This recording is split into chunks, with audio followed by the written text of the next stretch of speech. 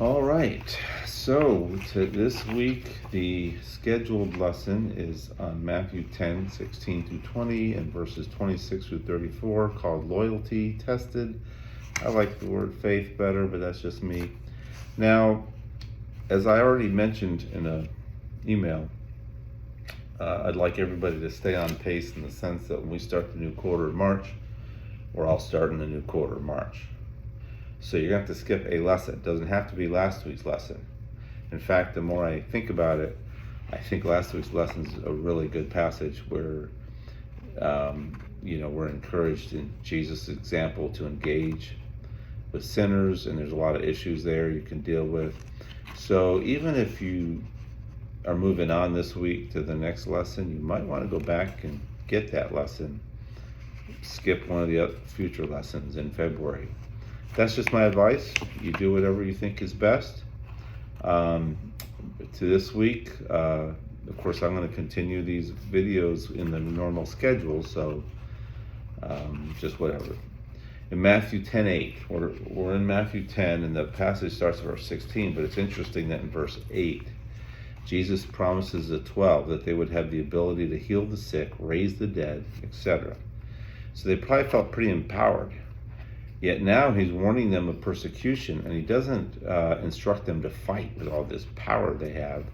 He doesn't refer to them as powerful animals like a wolf. Instead, he refers to them as sheep who are going to be thrown, in effect, to the wolves. So what a picture that creates, doesn't it, of the hostility and hatred that the world has for Jesus and therefore for us. And yet at the same time, we are supposed to deal with that in a way that isn't using power in the sense of how the world uses power. It isn't to physically fight, etc., but to do so wise as serpents and innocent as doves. Before we get to that, just back up to the hair. Being faithful requires, number one, being aware of what lies ahead. So Jesus is making them aware.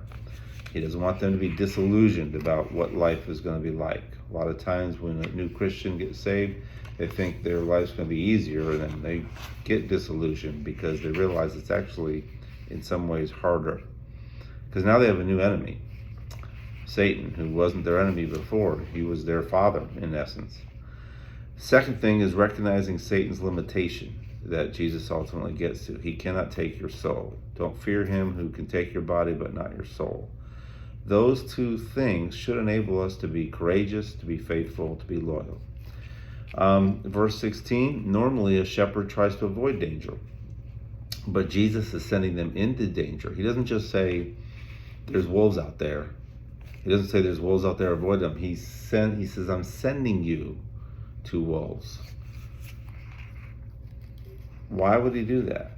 A shepherd doesn't normally do that. A shepherd tries to avoid the wolf, tries to keep his sheep away from the danger. But see, we're not normal sheep. We're sheep that are saved and put in this world in order to go to the wolves and try to make them sheep, try to lead them to Christ. So we can't be afraid. We can't be running away from anything that can make that difficult or dangerous. However, in our engagement, we are to be shrewd or wise as serpents and innocent as doves.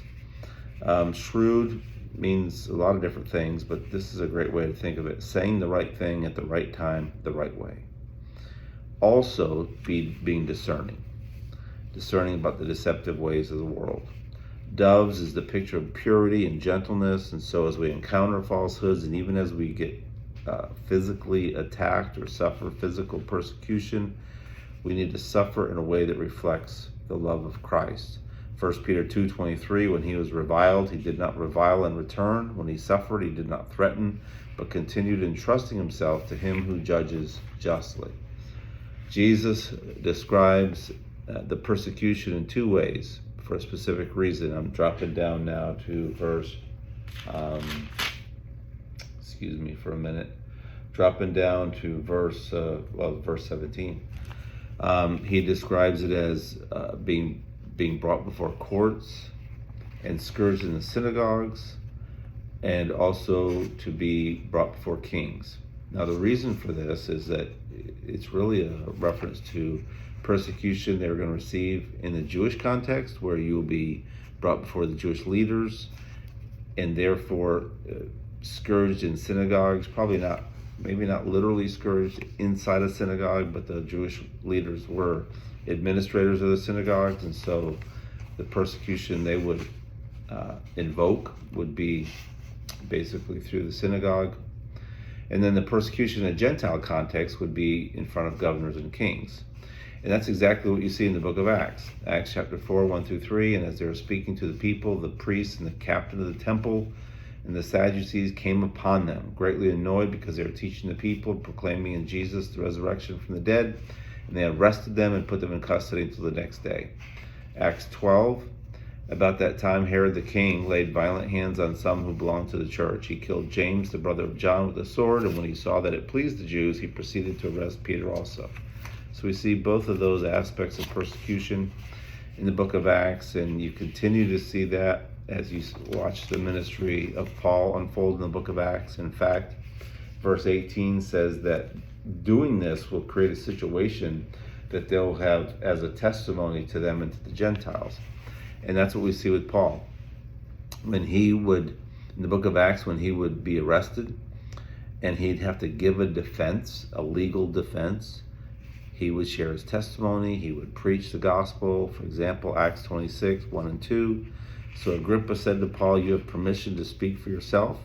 Then Paul stretched out his hand and made his defense. "I consider myself fortunate that it is before you, King Agrippa. I am going to make my defense today against all the accusations of the Jews. And for this hope I am accused by Jews, O king. Why is it thought incredible by any of you that God raises the dead?" So he starts off, he's making a defense. That's verses 1 and 2. Then verses 7-8, he starts getting into the sermon, basically, that he's going to preach to them. Verse 26-27, nothing concealed that will not be revealed or hidden, and then what you whisper, you need to shout from the rooftops. As far as the concealing and revealing, that's kind of obvious, but I found a good quote about that. John MacArthur writes, "The world is highly successful at illusion and deception. It can make an impressive and convincing case for sin by covering it with seemingly good motives and helpful benefits. Not only do they do that, but they hide truth about events that are happening in society and that evolve around truth issues." And we see that all the time as we watch the news or see the news supposedly reported on Facebook or Twitter or whatever. But the point is, truth will come to light. It will be revealed. Judgment day is coming. The harder expression to understand would be what you hear whispered. What is that referring to? Basically, I believe this simply means what these apostles were taught a lot of times in private by Jesus. And so what you've been taught in private, you need to share publicly. It wasn't meant to be kept secret. One writer says during New Testament times, Jewish rabbis would often train their students to speak by standing beside them and whispering in their ears.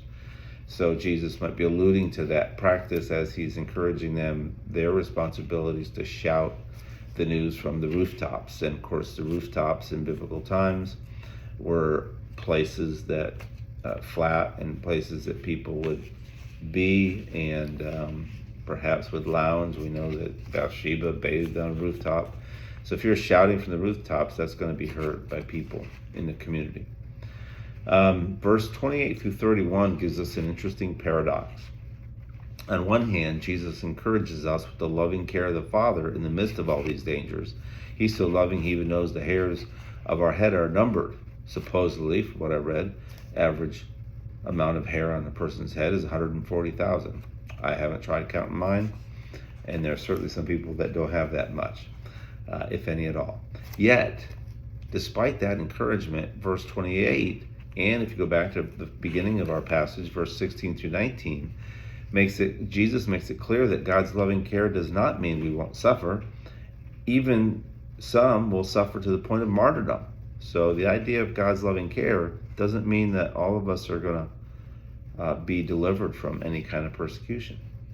So the ultimate truth to our courage and to our faith and our obedience is our ability to not fear, because we know that our soul is secure.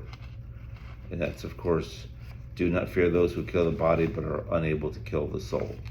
I want to leave you, end this video with a really good illustration as it talks about kind of these issues. When Hugh Latimer was preaching one day before King Henry VIII, he reports that he said to himself, "Latimer, Latimer, remember that the king is here. Be careful what you say."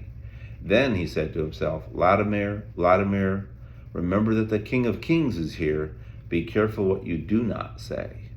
And that illustration is basically based on the scriptures here about not denying the Lord. He who denies me or fails to acknowledge me, I'll fail to acknowledge him. And a real good example of that is where Jesus says, I believe in Matthew 7, that there'll be people who come to Jesus, say, we've done this on your behalf, we've done miracles, we've done all these things. And Jesus says, depart from me, you that work iniquity, I never knew you. Now that may not be a context of denying the Lord, but it is a context of demonstrating what it means that Jesus won't acknowledge you. He won't acknowledge you as a believer. So anyways, I hope these things help. I hope that we see each other on Sunday. They're calling for possible snow, but Jamie has assured us that that's not going to happen. So either way, we probably will be seeing you on Sunday, I hope. Have a great day.